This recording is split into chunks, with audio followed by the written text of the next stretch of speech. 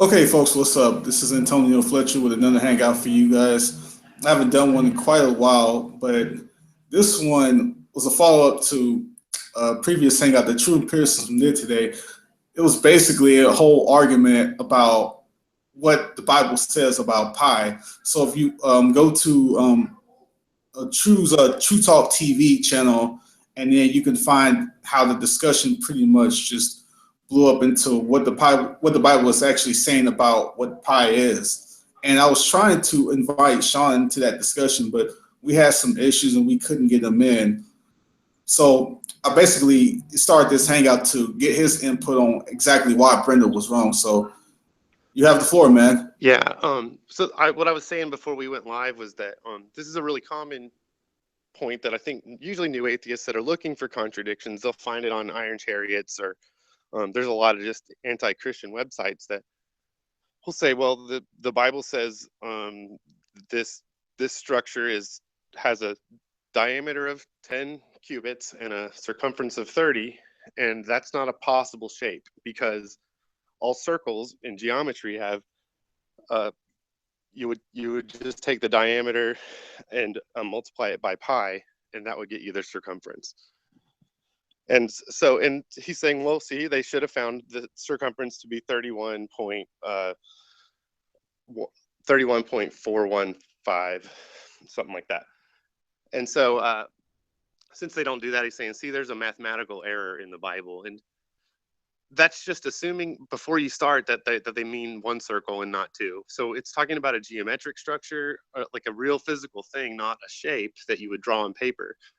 So you would actually draw it on paper with two circles, one for the inside of the rim and one for the outside. And there's more than one answer to solve this objection, but this is the one that I think makes the most sense. And so if you measured the inside part of the rim, you would actually get something like, would actually be 30 divided by pi cubits, which is 9.54. And then if we use 18 inches, that ends up, we could figure out the math, but I'll get back to that in a second. Then the outside diameter with the bigger circle from outside to outside would be 10. So if you took 10 minus 9.54, you end up with 0.45.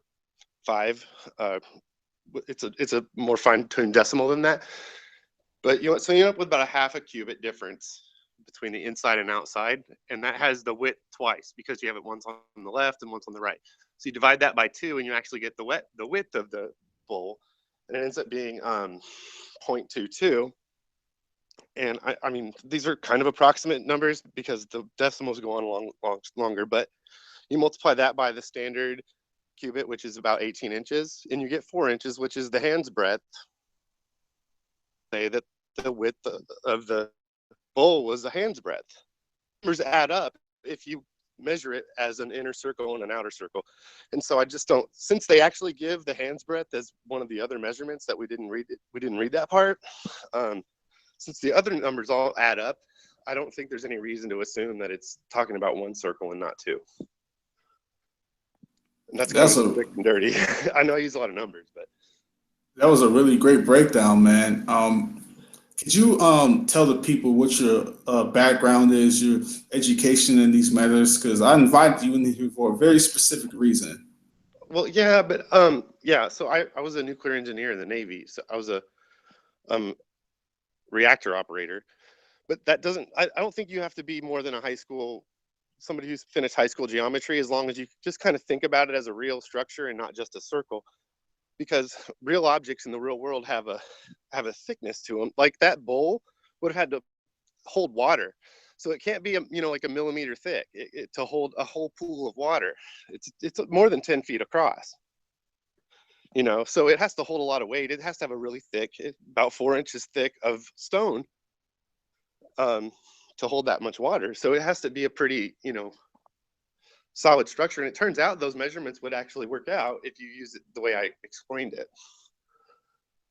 But yeah, I mean, that was a really weird way to answer your question about my background, but I just don't like the like only engineers can talk about this subject kind of mentality that seems to go around.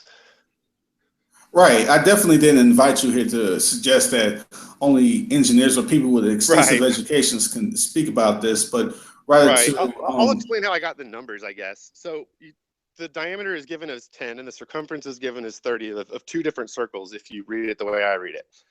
If you divide 30 by pi, 3.14, you end up getting 9.54. So that is the diameter of the inside circle. And so then I just subtract the inside circle from the outside circle of the diameters, which has the width twice because you're crossing one side and the other side. So you end up with, it's about 8 inches if you multiply it by 18 inches. But since you're doing it twice, you only count 4 inches as the actual width of the circle. And there's lots of diagrams on Google Images. I think I told you earlier, but just for the people that read this, you can search for like 30 cubits, 10 cubits, kings, contradictions, and then look for images of somebody who's drawn it out. And it ends up, the measurements work out if they draw it the way I explained. So people are saying that the Bible got this math wrong, and it turns out like it actually gives you way more information when you give the circumference of one circle and the diameter of another. You're giving them two different ways to measure. They're using whole numbers, which make it really easy to like scale, and which would be way harder than using fractions, because they used to measure these things with rope. And so it's really hard to get like 0.1415 in length of a cubit in rope, you know, like the way they did math back then to get fractions. So someone said, well, they had fractions back then. Well, they didn't really represent fractions like we do now.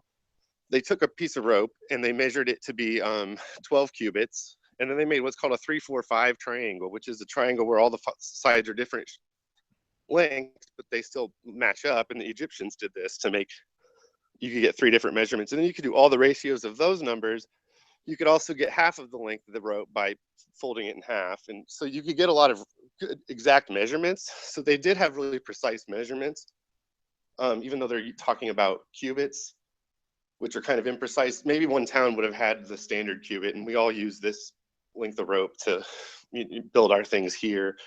I don't know for sure, but that, if I would think that would have gotten adopted pretty quickly, because it would be hard to, if one guy was building doors, you know, for the whole town and everybody's doorway was a different size, it would be harder for him to be like a door maker. But yeah, I got off topic. Sorry. No, you're fine, dude. Yeah, the reason why I brought you in here specifically is because you have non-believers trying to use the angle, or you guys aren't educated. You guys don't have the mathematical awareness or expertise to really understand the concepts you're talking about. And given your background and the things you had to work with, you know, working with a nuclear reactor, you had to have like a ridiculously high education and a ridiculously high excelling point in things like mathematics. Yeah, I see what you mean. I think if people would just read it though, and then actually read what the response was before they give the argument, they might say themselves, they might be like, well, I don't really have an answer to this inner and outer thing yet, because they didn't seem ready to answer that at all. Like there was 2 conversations going on. There was the one in the hangout, which was mostly based on the other argument where we might be talking about approximations. And like the fact that a cubit's kind of an ambiguous measurement. But then there was another argument in the chat, which was more about the inner and outer circles, and people didn't really have an answer for that. And so I was like, well, you know, they should have been, even Brenda was in the chat. So, you know, read the objections to her argument before she made it. I mean, that's what I would do. Because there's websites with 500 Christian contradictions, and then there's websites with 500 responses to those contradictions. You know, like you should read the things that people are going to say before you make an argument. That's right. Like read the objections and read the answers to them, and you know, do an honest assessment and compare them. But I don't think Brenda was trying to hear the facts. Like it gave her 2 possible explanations, broke down, and still was just stuck on stupid, still intended to argue against the point.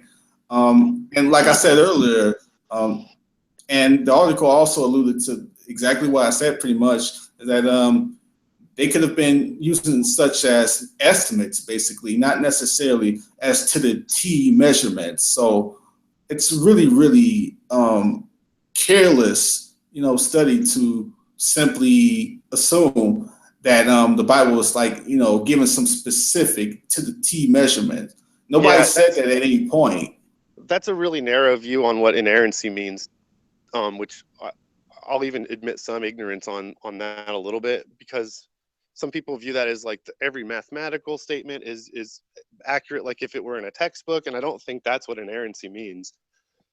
And I do see people that kind of try to argue as if that were what it is, and I think they're just kind of barking up the wrong tree.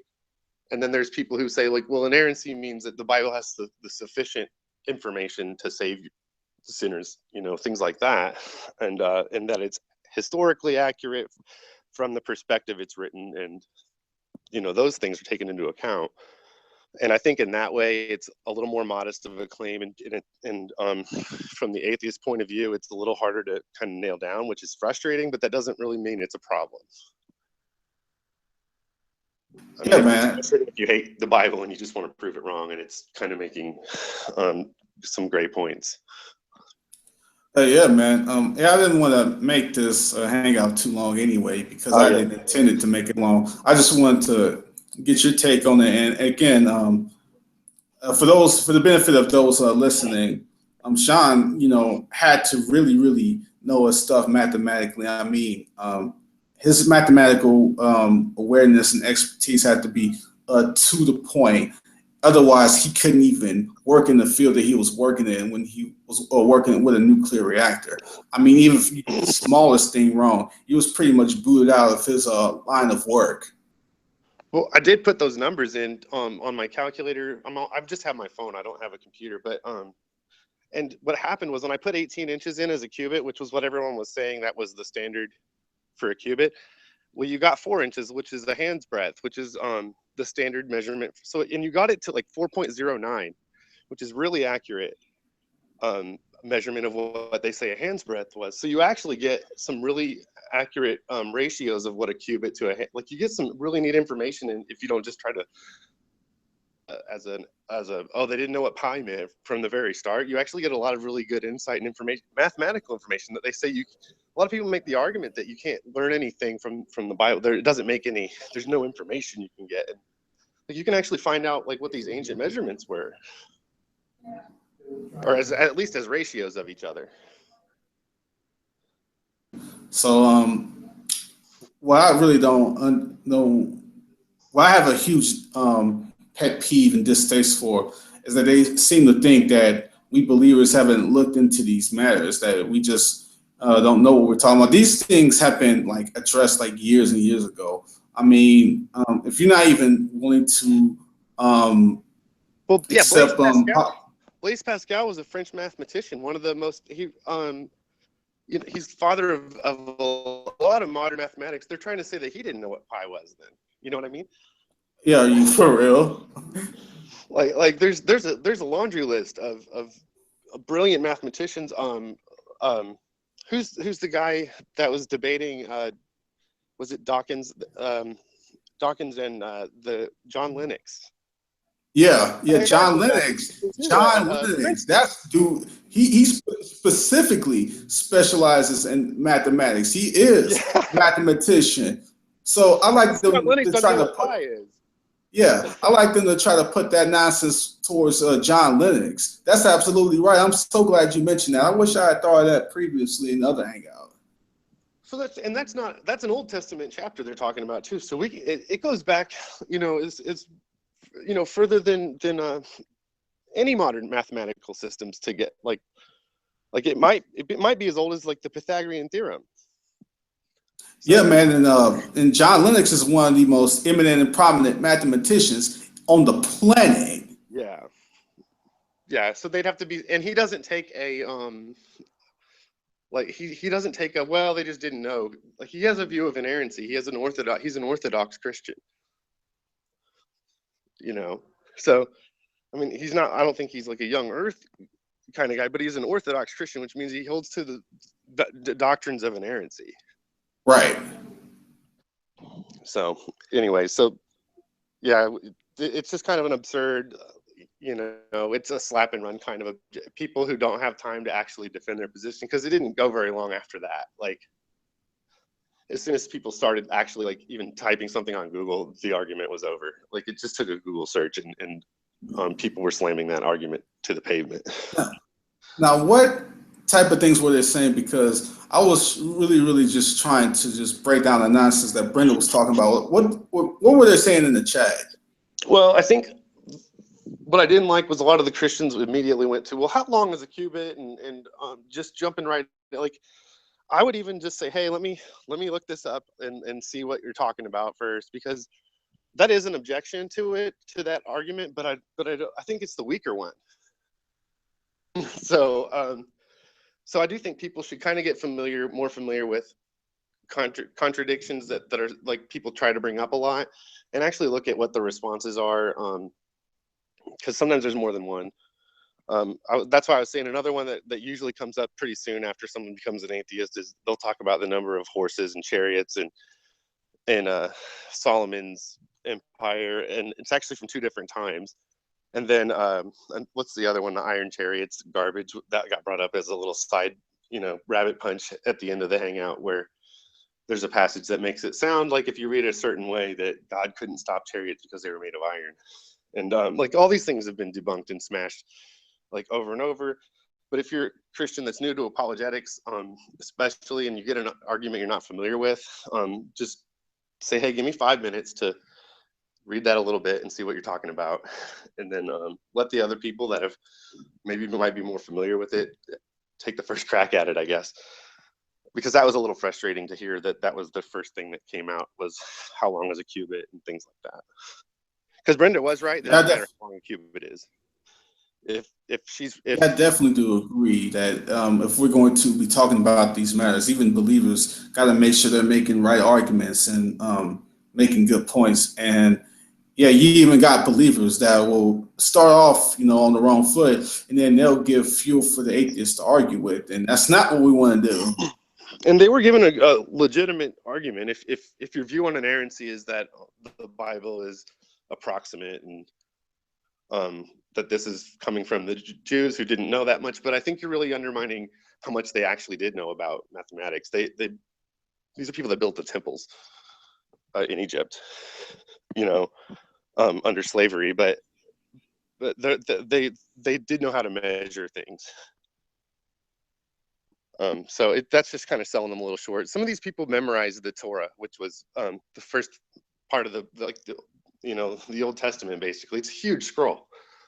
And then there were Pharisees that memorized the entire Torah, like Genesis all the way to I don't know. Well, the whole Old Testament anyway, and then even more scriptures than that, or like it would be like someone memorizing the Catholic Catechism plus. But anyway, yeah. So these are brilliant people that get sold short as like, because there's all this like diatribe about what's Bronze Age goat herders is like the cliche that comes out a lot. These guys were not stupid. Oh yeah, I love that one. Bronze Age goat herder, man. That's one thing. Talking about a guy really that became a Bronze Age goat herder is David. Is usually who they're actually talking about. Well, David ended up being a king of the world. A huge part of the world. Exactly. And then his son was Solomon, the one of the wealthiest men in history. And so to say that they're just goat herders, well, that's the guy that ended up being in control of most of the known world. Yeah, pretty much, man. They really like to employ this genetic fallacy nonsense. Oh, Bronze Age myths, goat herders, as if like people in those times were just like stupid. At best, all they could say was that given the time periods they were in, they had we have knowledge now that they didn't have at that time.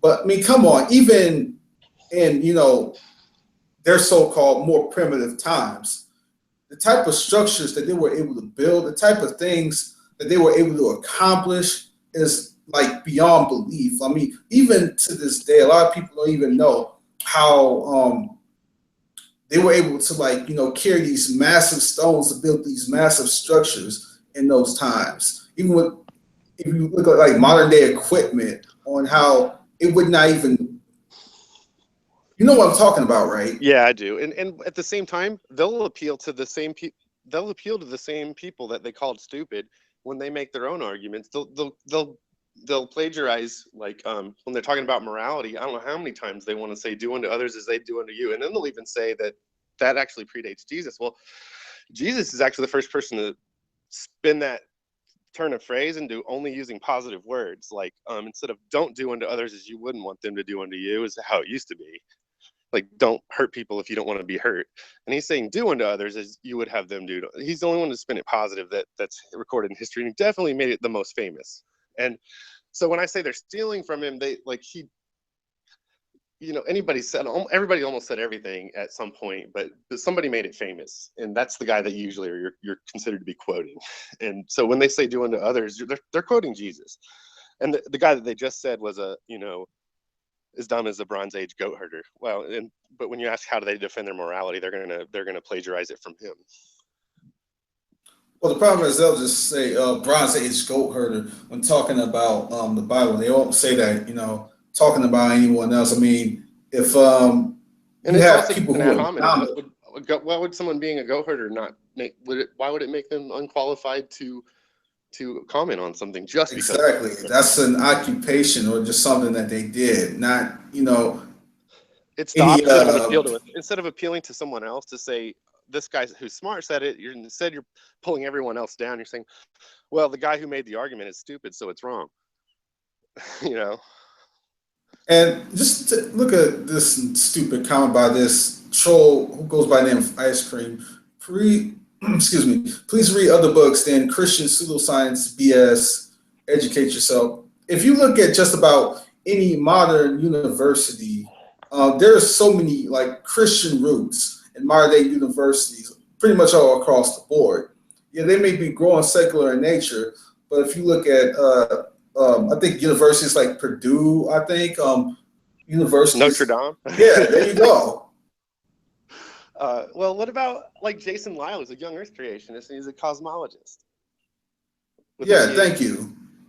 And he had to hide the fact that he was a creationist to get his degree, he said. And that's sad that he even had to hide his personal beliefs. Well, he basically said that you wouldn't be, if you publish things with his personal beliefs in it, like woven into it, or his presuppositions built in, they would not pass peer review. And I've heard of there's a geneticist on YouTube that had the same thing. His name was Lawrence something, but I'll have to look that up and maybe I'll post it in the comments. But who was making arguments about basically his argument was irreducible complexity, and he was talking to somebody who didn't have a biological background. But so there's people in every, now they're a minority, but there's a lot of, and I wasn't like a Reformed Christian when I was in nuclear power program, and there was, but that field has nothing to do. There was no, even if I was like completely evangelical, there were more Christians than atheists in our community. So I don't really know where the numbers come from that I read about, but I could see them at church. Like they were the ones inviting me to church when I was a non-believer. And I did go a couple of times. When you haven't seen girls in 8 weeks, and you can go to church and 50% of them are girls, you're going to go and just look around. Absolutely. But if you look at a lot of universities have Christian origins in them. Heck, if you look at a lot of medicine, a lot of hospitals, Christian origins, man. Yeah.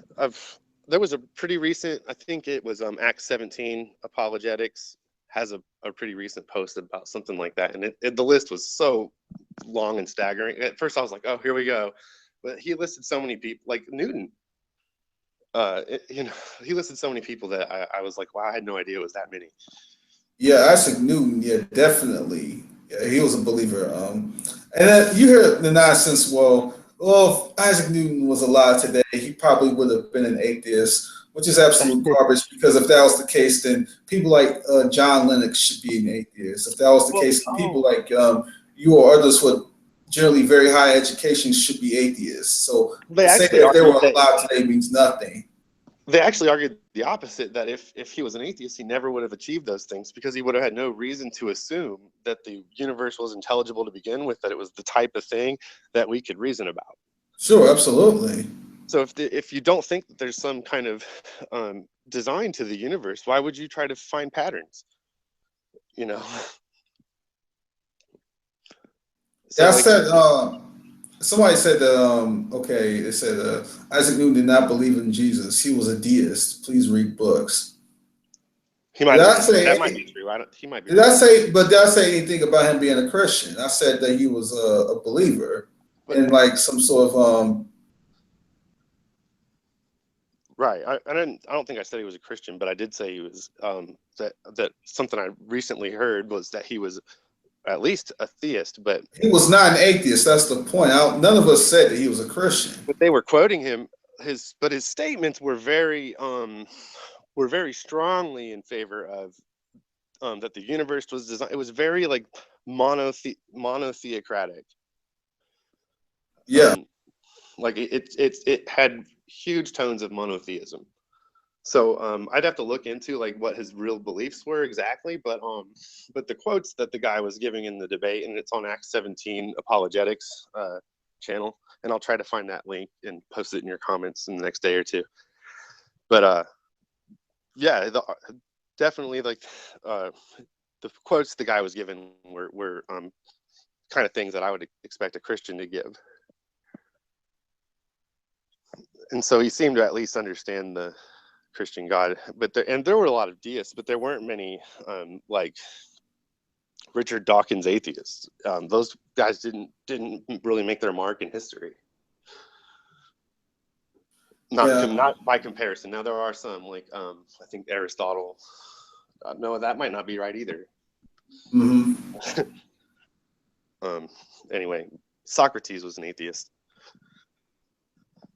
But I'm seeing on a number of different sites right here. Hold on. Actually, I see here. Hold on. Let me scroll down. Let me make sure that this is correct. Yeah, actually, according to the research behind Answers in Genesis, they're saying that Isaac Newton was, in fact, a devout Christian. He just, you know, didn't like agree with, I guess, certain things in the Bible. But I mean, See, I did remember the quotes were really strongly like they were monotheistic quotes, which is most deists are kind of like, well, the universe kind of got wound up like a clock and now it's going. Which his research kind of assumes kind of like a deism. Like he just basically assumes that the universe basically operates the way it does, or like what do they call it? What's that materialism? yeah, It's like effective materialism or operational materialism, or that just means that when you're doing math, that you assume that God's not going to divinely intervene and screw up your experiment. But I don't think anyone assumes that way. You know, like no one's in their biology class and like their plant grows an extra inch more than they predicted and says that God did it. That's not, that's not what we're talking about. yeah, yeah. It says here. Hold on. It says right here. Although a devout Christian, Newton was not in full agreement with all the doctrines of the Church of England. Thus, his conscience would not allow him to accept ordination. He was also strongly opposed to political involvement in both religious matters and education. The only way for Newton to keep his job was for the king to make an exception. Okay, and then I'll just post the article here for people to read it. But yeah, the evidence seems to suggest that Isaac Newton definitely was a Christian. But yeah, when I was hearing this debate, I expected him to be citing basically almost all deists, and when I was reading the quotes he was giving, they were way more leaning into monotheism and Christianity than I actually expected. And I'm usually pretty pragmatic and conservative with what I was understanding. I usually kind of tended to believe they were more on the well, more like atheists, but I can't think of the word I'm trying to nail down. Yeah. but it doesn't But seem to be the case at all. right, but I mean, Listed Leonardo da Vinci, yeah, I think obviously Michelangelo, who painted the Sistine Chapel, but that's more of an artist than but still, but probably a devout Catholic. But all his art is kind of that direction. yeah. The thing is, man, when they say stuff like, "Well, Isaac Newton would have been an atheist today," I think that's just a bunch of garbage because I think with our medical and scientific advances and our advances in technology, I think even more so if he had access to those things back then as we do today, he would probably be more so centered in his theism. Well, you could just as easily say something absurd that can't be checked, like Socrates would have been a theist today, or something like that. Right. Yeah, you can name a bunch of people who may have described themselves as non-believers in some aspects that they could have been believers today. Yeah, Well, if you're just gonna make some arbitrary argument that he would have been an atheist, probably, then yeah, you could say a non-believer could have been a theist. So it really doesn't hold any water at all. well, wasn't Isaac Newton kind of around more towards the Great Awakening? Like that was a time when there was some like kind of Yeah, I think that's a right. low for theism, where they were really starting to back other ideas. I don't think necessarily atheism, but Christianity was at a low, mostly because of just the mistreatment, and the Catholic Church was the dominant theocracy pretty much, and that was when a lot of people were leaving Catholicism for Protestantism, and they called it the Great Awakening. And Jonathan Edwards was one of the major people that people turned away from atheism and Catholicism towards what's modern day is like Reformed views like Calvinism and Lutheran churches too. But the sermon he gave was called "Sinners in the Hands of an Angry God," and it's I mean, given credit as being pretty fire and brimstone, but it's one of the best sermons I've ever heard. Awesome. Like, man, these people's ability to think is just like it just stuns me to death. Like I'm seeing this idiot troll here in the comments here. He says, haha, you read that from Genesis and Genesis, like as if that invalidates the information. That's the classic genetic fallacy. I mean, you gotta really AIG gives the source, the original sources in the all the time. Yeah, everything is referenced, man. So he could have gotten the same information from Wikipedia. Yeah, exactly. He left. In fact, Wikipedia often has incorrect information. Oh, yeah, they have a reputation of having inaccurate information. Yeah. But the thing is, man, yeah, it's just really, really dumb arguments like this. Like, if they would present something from, like, say, I don't know, Talk Origins, and I would say, well, that's from Talk Origins, and just leave it alone. That's just dumb. Oh, yeah. I've seen like two answers that both can't be true as responses to Christian arguments too. Like in one case they had to use information that, it'd be kind of like global warming and global cooling, right? Remember when global cooling was the thing that they were saying, or and now it's, and like that's two different ideas, but both of them would have been backed up at different times by the same group of people. But that's not the example they did, but it was basically the same kind of thing. Like CO2 levels are going up, and according to this source, and they make a rebuttal to one argument, and then another argument, CO2 levels are going down, and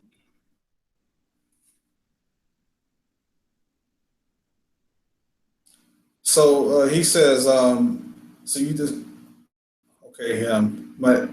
He might be having some issues, but hopefully he'll be back in a second. But anyway, you distrust history books, but not the Bible. Okay, I didn't say anything about distrusting history books. I don't know where you got that nonsense from. And for your information, the Bible is a collection of historical documents. Anyway. Sorry, I had to answer the phone. Oh, okay, it's all good. But yeah, he says, so you distrust history books, but not the Bible. Well, like number one, none of us say anything about distrusting history books. And number two, the Bible is a collection of historical documents. So his whole comment assumes that, the Bible itself isn't, an aspect of history or an element of history. Yeah, The yeah, that's Bible itself interesting. is it's Yeah, a people just collection. assume that they got like the Gideon's Bible was what we've just been passing that around for 2,000 years, just as it is, just the complete thing. They were manuscripts written down at different times and by different authors, but they were the same pieces of paper that people would find to write history. Mm-hmm. There's nothing like we don't have any documents that old that have made it like some people will say, well, there's no original manuscripts. Well, how do we know when did they write stamp original on it? But furthermore, we don't have any originals of like Julius Caesar, So Yeah, exactly. in fact, the oldest copies we have, I think, are 900 years old. So like if people actually did their homework on it, like the trustworthiness of the Bible, that's not the same thing as inerrancy, but like as a historical document, as far as like what it's written, we can trace back the changes and copy errors and things like that. We can trace those really well. There's Yep. books like Quran that were when they wanted to do a restructure of it, they would collect them all, make the changes, and then burn the originals. So they can't trace back where the errors were. Yeah. So now people say, hey, somebody changed this. Somebody added, this little verse here, and when we find the older copies, they don't have it. And so we're going to now stop writing that extra verse in, or we're going to put a little footnote on it and say, by the way, this seems to have been added in 800 AD or something. And we can actually say, okay, maybe this one verse, which doesn't seem to change the context, was added by a scribe at some point, and later they found that out. And so that's not what inerrancy means. Obviously, there were people who made changes, and there were copy errors and things like that. Well, the bottom line is they just want to make these superficial arguments and just assume without even like really looking into these matters sufficiently. Or inerrance, they think like stuff like inerrancy means, well, they must have not gotten a single thing wrong, like either textually, either literally. They have Like their it's own. magic paper. Yeah, it's Yeah. magic paper. And they don't look at these things into any sort of deep matters whatsoever. They don't cite those who've done study in these fields, like contemporary scholars or anything like this. They say, "Oh, biblical inerrancy." That means, oh, God must have. He was supposed to have known what pi was. He was supposed to have known. I don't know what else. Just a number of different things, man. That.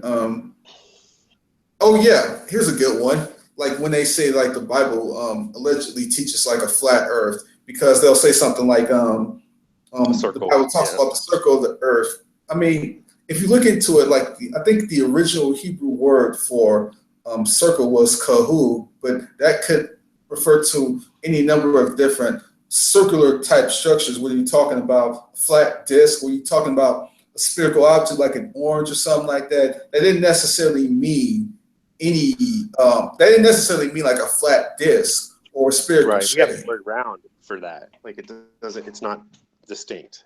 Yeah. Okay. Yeah, we have the word round, which could mean 2-dimensional or 3-dimensional. Mm-hmm. That's absolutely right. English has a lot more nuanced definitions than ancient languages did. Like things seem to mean a lot more precise things. People said a lot simpler statements. Only in English can a term, change its meaning in like 10 years so significantly. Oh yeah, really, really quick. And that's the problem talking to non-believers who try to find stuff wrong with the Bible. They constantly impose modern day concepts on ancient concepts and assume that they're arguing correctly. Mm-hmm. Yeah, but yeah, that's and even if they did think it was flat, that's not somebody making a that statement where he says that the Earth's, the circle of the Earth. He's not talking about he's not making it good. By the way, the Earth is a flat circle. Like he's not making that if you read the rest of it, he's not talking about the shape of the Earth as a as like an argument. Like there's no books in the entire Bible that I know of that are like, by the way, here's a bunch of science facts that people have wrong that we're just correcting now. You know? Yeah, I said the other day that even though the Bible isn't a science book, that doesn't mean that it can't, be in line with certain things of science. And what a lot of atheists like to do is they like to confuse particular statements with intention. Like they'll try to say, "Oh, the Bible is scientifically wrong" or something, and they'll be like, "Well, because this is the thing. Like I could say, like no human can fly unassisted without any particular equipment or anything like that. That's not a scientific statement. That's just a statement, but it can be verified scientifically, right? I'm not saying that. I'm not saying that. Like, where was I going with this? Oh, I'm not saying that you can make things that are non-scientific statements. You may not be intending to make a scientific statement, but things can be verified scientifically. So what they do is they confuse things which are verified scientifically with intentionality. Well, and there were people like I think it was Paul and Cephas who had it just says they had a sharp disagreement. It doesn't say what they disagreed upon, but I would assume that it means that they parted ways. So it must have been a theological disagreement. Mm-hmm. And a lot of times I like to think it was, something along the lines of free will and sovereignty, but whatever it was, they were preaching something different to their two congregations. But I think they were saying that this is my best understanding of the scripture I have, not that this is the only, like, I could be wrong. I think they're basically saying there's things I could be wrong about theologically. And they were people who had the Holy Spirit. But at Pentecost, like I say, Holy Spirit, speaking in tongues and gifts that a lot of people will disagree with whether or not those gifts continue. But the point is, they did happen then, and as according to the Bible. And so these are people that had this objective proof of divine intervention, and they disagreed about something theological. So it doesn't mean that just because you're saved that you know everything. And, absolutely, man. I think we pretty much broke down their nonsense. But real quick, I'm challenging this ridiculous troll here in the chat to come in here because I'm wanting to invite him in to see if he can back up his nonsense. Well, so I can't read the chat. So what's he saying? Let's see. Crap, like let's see here. Oh yeah, like when he's talking about, so you distrust the history books but not the Bible, crap like that, saying, "Oh, there's truly no God." Just typical trolling comments. What historical claim do you think is contradicting what the Bible says? The way we write history is we collect documents from that time period, and we compare them, and we see what makes the most sense and what things line up and what things are not possible. Like a dead person usually, like James was dead, and I think there were 3 Jameses in the Bible. The last one died in like 64 AD, and the first one about 46 AD. So we know whoever wrote James, as long as it was one of those 3, wrote it before 64 AD. And we think the best evidence suggests that it was written in the 40s. Yeah, nice. Because dead people usually don't write books. Like there's things like exactly, that. That's right. Determine dates by just critical thinking. Things like that. Basically, a great one is dead authors don't usually write. Mm-hmm. As far as like the historical support of Jesus, that if you accept Jesus as a historical figure in the empty tomb, then you have to have some kind of secular explanation for the empty tomb, and I haven't heard a good one. There isn't one. They've tried over and over again, but they can't find one. I really love like the certain like theories that come up with like the hallucination theory. I really love that one, man. Oh yeah, where everybody, like 75 people hallucinate the same thing. Yeah, like I can understand if maybe like one or maybe even two or three maybe hallucinated, but when you start getting up to like, I don't know, 20, 35, 40, 50, 60, 70 people, Hallucinated and gained yeah, information and sustained the hallucination for hours. yeah, that's the thing. Not only would they have to hallucinate it to start with, but the hallucination would have to have been sustained for a long period of time, an extensive period of time. And The then they were hallucination would have executed to continue. for not recanting their hallucination. So that means they didn't feel like Exactly. euphoric, like they felt, alert and like they felt like it was like I've had things happen like when I was halfway asleep. There was an earthquake about a month ago when I was sleeping, and I didn't remember it, and it was shaking our whole house, and I was like, then my wife the next day says, "Hey, did you feel that earthquake?" And I was like, "You know what? I remember that, but she not brought it up, I wouldn't have." And I didn't hallucinate it. That was something that did happen that I almost thought didn't happen. You know. Yes, sir. But I've never had two people, agree on something that they swear happened and it didn't happen, and it definitely didn't happen, and let alone, I think it's like 5,000. Some of the. But I'm glad you came by, man. Yeah, I'm not gonna beat this horse any more dead, but um, again, the problem is, man, they just have an aversion to us as believers. That's just the bottom line. I mean, I just started to hang out just to talk about this whole subject with you and where Brenda went wrong. And Yeah. Steve McRae immediately jumped into the chat talking about, well, you have like what? At the time, I had like what, 5 or 6 people watching, and he has like 42. Like the thing is, he spends a whole lot more time online than I do. He has a lot more subs than I do. Yeah, And it's more he's important to him. He's built a platform and he's put more effort into. And I'll be the first one to admit I feel like the atheist community seems larger on YouTube for some reason. Like it is. It is. It's no they're more surprise. like, I feel like people have to get something out. Like they're a lot of them are closet atheists and they just want to kind of like regurgitate some hate or something. And the internet lets them be anonymous and change their name if they don't like how things are going, and all of a sudden they get to a clean slate. Yeah, exactly. So, it's so shocking that on a medium pretty much dominated by atheists, on top of the fact that not only is it dominated by atheists, but he's been on G Plus a lot longer than I have and put a A lot lot of of them have him more multiple time accounts in than too. I Like have.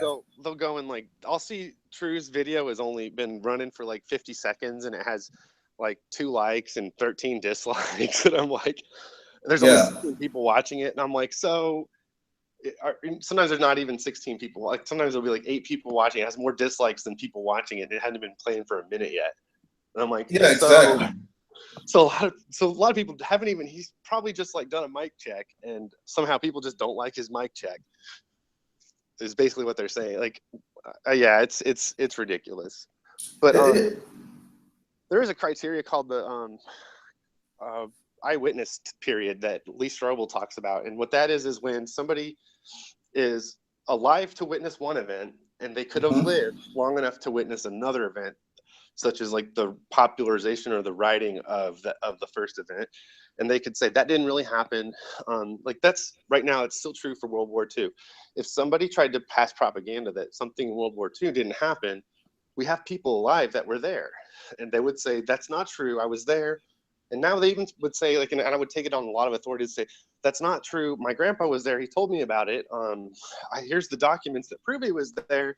This is what he said. And I wouldn't have any reason to think that that person would lie about their dead grandfather. That's right. And that's the same thing we have with the crucifixion, that people, if Jesus was crucified in 30, people as late as 90 AD would have been eyewitnesses. They would have Yep. been children when that happened. They would have witnessed like the explosion of Christianity, and then for like Hmm. the next till about 150 AD, you're going to have one generation removed. Like their grandfather knew, or their grandfather was at the Sermon on the Mount. But I've seen documents and research that have shown that the earliest documents after Jesus dates to within like 5 years. 5 years. There's a That's there's a pre unprecedented. First Corinthians 15, I think it's 1 Corinthians 15:3. It's I pass on to you what I received, that Christ was buried and resurrected, and he appeared to me and then to the others and to the apostles, something along those lines. And that's a creed that goes all the way back to months after the crucifixion. Like the oral tradition we can trace back pretty much to the cross. So that's a time when, I mean, like, people wouldn't have done that until they were pretty sure they weren't going to get executed for it. And so, like, right when we would expect that to start happening is when it does. Yeah, so those kind of things. And then the early writings, some of those authors were dead. Like every apostle was martyred except John. And so all those things had to be written within that certain period of time, or we would say, no, that guy was dead. The document shouldn't just be now coming up. You know, like, someone might say, I watched Peter get crucified upside down. He did not write that. He never talked like that. He never said that. He did, even though we have, even though he was crucified for saying that, I'm just going to say that he didn't. Like the bricks will stack up and they'll make sense if you have a real historical account. That's why no one really takes the Gnostic accounts seriously, and they do take the things that were canonized seriously. What's even more crucial is that the accounts you have, some of the earlier accounts, from Jesus rising from the dead, you have by women, and that is very, very crucial because it'd be embarrassing, yeah. Back so then, I mean, women weren't allowed to testify in court. Absolutely, they were seen as like too emotional, and they would lie for their own motives. So their testimony wasn't valid unless there was a man's testimony to corroborate it, and usually a man's testimony wasn't valid unless there were at least two. Yep. And so, like, that's how the courts worked in Rome. But he wouldn't have picked, if he wanted to just say it's an objective fact, he would have sent Pontius Pilate. I don't understand how you got the accounts of women that were taken into the element of the things. You have the absurdity of the hallucination thing. There's some ridiculous evidence. You have people like Josephus, who was absolutely no fan of Jesus whatsoever, recording about things of Jesus. You have let's see, Josephus. You have who else? There were so many other people I knew, like Josephus. It's pretty much a famous person who wrote about antiquity. I can't think of. There's some other names I can't think of off the top of my head. Starts with a T. I'm trying to, but I keep thinking of the word Titan. I wasn't ready to just list off century historians who like write about Jesus. Oh, I think we have people like Pliny. We have people like Pliny the Younger. We have him. Both. Yeah, Pliny the Younger. But they're going to say that Pliny the Younger was, I think, wrote in the 3rd century, based on like the writings he had from the 1st century, or something like that. But that's because they have an out for everything. But what they don't realize is there are hardly any 1st century historians whose documents are. I don't think there are any. I don't think there's any at all. Right. 1st century historians who we can say this is the original manuscript from Homer or something. There's nothing like that. There's nothing even remotely like that. I think some of the earliest things we have are almost millennia after the person died. A lot of times we don't even know the real author's name, and we give them a name. Yeah. They're the guy that wrote this collection of things that was discovered by this king who gave them that name. So yeah, that's pretty much what I wanted to talk about, man. I think we pretty much beat this into the ground, man. But I appreciate you coming by, man. All right, man. Well, good talking to you. I'll when I can, I'll try to get in hangouts. I know that I do watch them all, but I'm not always participating. But Yeah, but I can actually start actively inviting you more now that I have your email address because for some reason when I try to search your name, it doesn't ever come up. But I'll be able to directly invite you in with your email. All right. Yeah, that's cool. Thanks. All right, man. Take it easy, brother. Have a good one. Bye. Well, that's a wrap, folks. That's it. Take it easy. God bless. Thanks for watching and peace.